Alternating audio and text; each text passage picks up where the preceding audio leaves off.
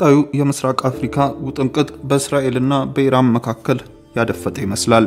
ነገር ግን እስራኤልና ኢራን ወታደራዊ ኃይላቸው እና አቅማቸው ምን ያህል ተመጣጣኝ ነው? በዓለም ላይ በኢራንና በእስራኤል መካከል ያለው ጠላትነትን ያህል የመረረና የከረረ ግንኙነት ያላቸው ሀገራት የሉም ቢባሉ ማጋነን አይሆንም። በዚህም የተነሳ በሁለቱ ሀገራት በቀጥታና በእጅ አዙር አንዳቸው ሌላኛውን ለመጉዳት ሲጥር ቆይቷል።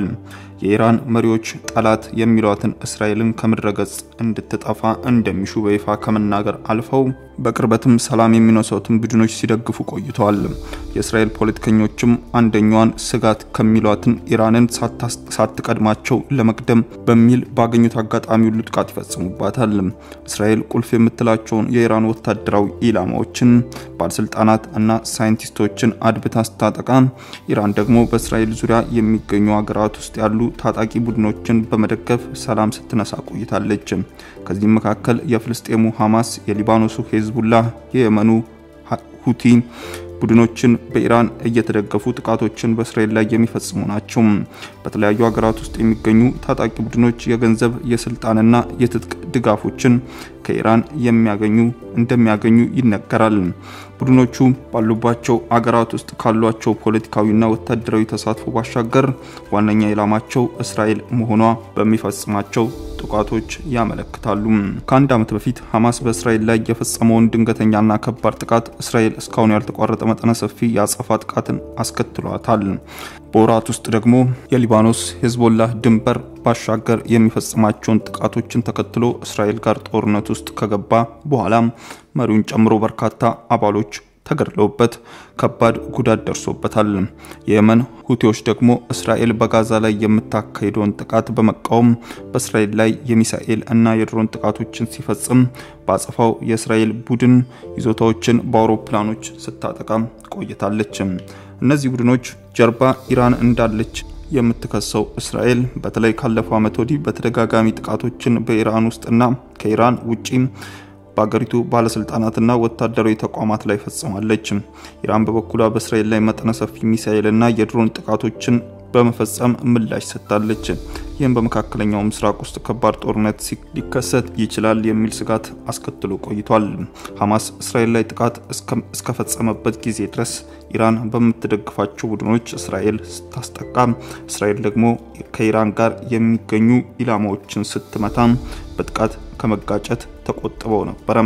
ከቅርብ ጊዜ ወዲህ ግን ሁለቱ ሀገራት ረጅም ጊዜ በእጅ አዙር ሲያደርጉት የነበረውን ፍልሚያ ወደ ቀጥተኛ ጥቃት ተሸጋግሯል። ማን ወታደራዊ በላይነት አለው? ቢቢሲ ሁለቱ ሀገራት ያላቸውን ወታደራዊ ብቃት ለማወቅ የተለያዩ ምንጮችን ተጠቅሟል።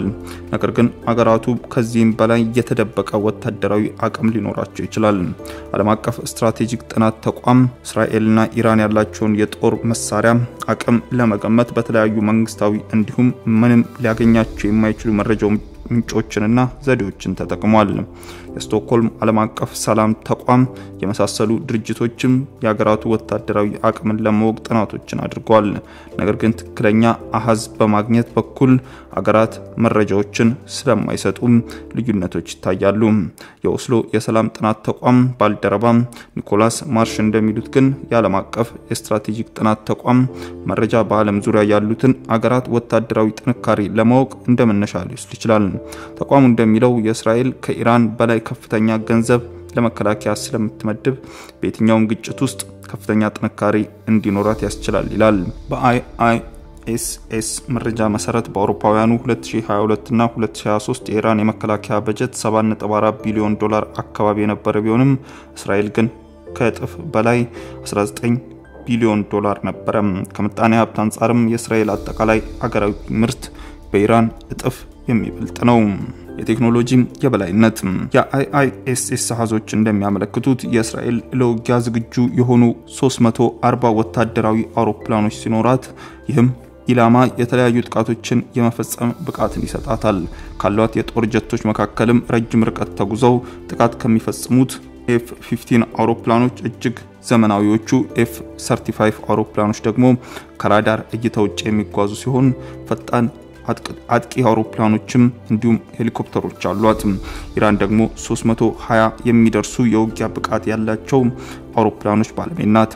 ጄቶች የ1960ዎቹ ስሪቶች ጨምሮ F4 እና F5 እንዲሁም F14 የጦር አውሮፕላኖች እንዳሏትም ይህ መረጃ ይገልጻል። የኦስሎ የሰላም ጥናት ተቋም ኒኮላስ ማርሽ እንደሚሉት ኢራን ካሏት አሮጌ የጦር አውሮፕላኖች መካከል ምን ያህሉ መብረር እንደሚችሉ ለማወቅ አስቸጋሪ ነው። ምክንያቱም አውሮፕላኖቹ መለዋወጫ አሁን ጊዜ ላይ ማግኘት በጣም አስቸጋሪ ነው ይላሉ። የኒኩሌር ስጋት እስራኤል ራሷን የኒኩሌር ጦር መሳሪያዎች እንዳሏት ቢነገርም በመንግስት ደረጃ ግን በይፋ እንዳይገለጽ በማድረግ መሳሪያው እንዳላት በሁሉም ዘንድ ጥርጣሬ እንዲፈጠር ስታደርግ ቆይታለች።